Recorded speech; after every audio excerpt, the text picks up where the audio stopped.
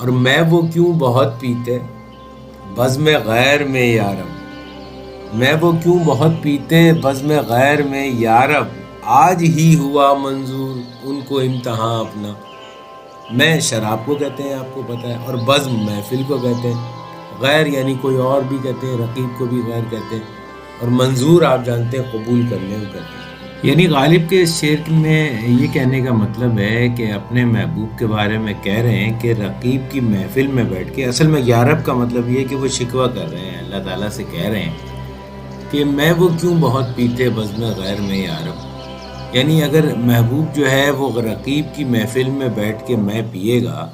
تو ظاہر ہے کہ اس پہ سے جو مستی طاری ہوگی اس کا فائدہ بھی رقیب کو ہی ہوگا۔